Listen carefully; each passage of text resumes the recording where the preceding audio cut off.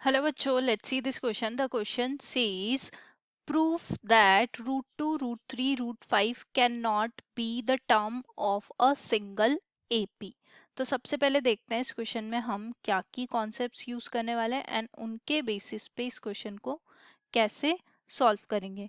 तो देखो, अगर हमारे पास एक AP है whose first term is A and common difference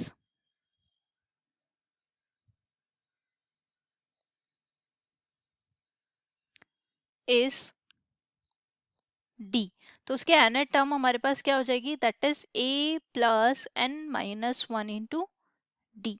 अब जो हमारे पास क्वेश्चन में गिवन है, तो देखो यहाँ पे रूट टू गिवन है, रूट थ्री गिवन है एंड रूट फाइव गिवन है। हमें नहीं पता ये कौन सी टर्म है, so let's take root two is the pth term, root three is the qth term and root five is the rth term. तो देखो, इसको सिंप्लीफाई करने के लिए सबसे पहले हम क्या करेंगे, पी ए टर्म का फॉर्मूला अप्लाई करते हैं, यानी कि T P. So that is A plus P minus one into D. A जो है वो फर्स्ट टर्म हमने लिए एंड डी जो है वो कॉमन डिफरेंस है। तो पी ए टर्म जो है हमें रूट टू गिवन है, ये हमने अज्यूम किया है। सो that is A plus p minus 1 into d. This is equation 1. Similarly, q at term की वैल्यू फाइंड आउट कर लेते हैं। सो q at यानी कि t q is equal to a plus q minus one into D. So देखो, यहाँ पे ये है root three is equal to a plus q minus one into D. And last one, यहाँ पे let's say this is equation second, last में हम निकाले थे rth term. So rth term is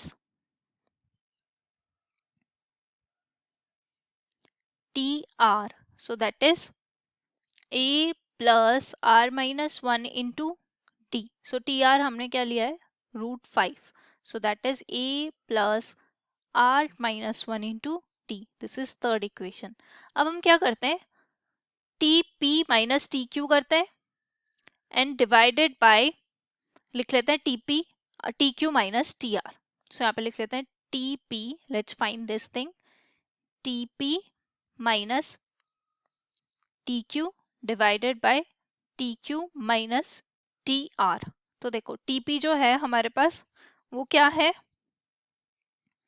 यहां से फाइंड आउट करेंगे तो tp हमारे पास रूट टू है, tq root three divided by root three minus root five.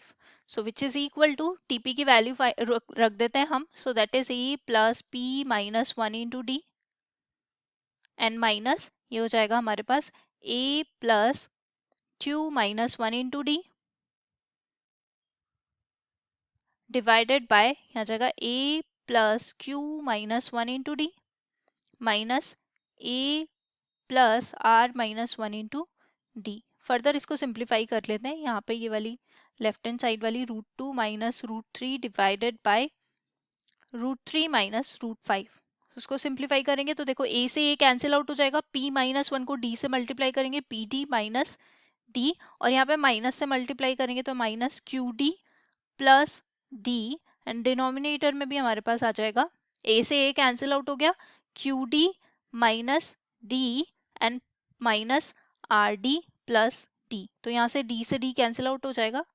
सो अब देखो यहाँ पे d कॉमन ले लेते हैं तो आ जाएगा p minus Q into D divided by Q minus R into T. D से d कैंसिल आउट हो जाएगा। अब अगेन यहाँ पे इसको लिख लेंगे root to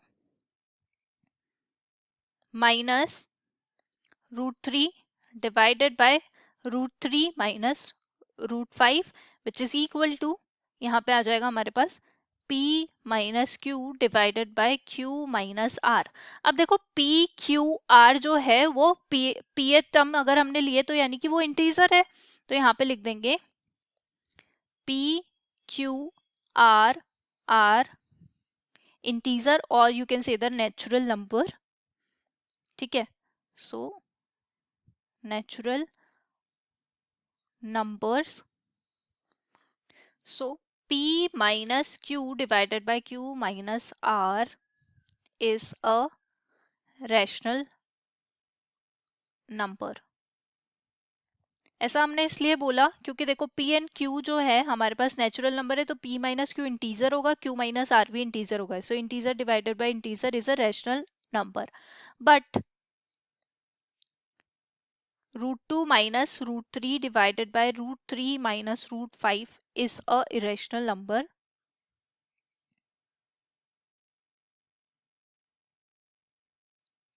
number since √2, √3 and √5 are irrational.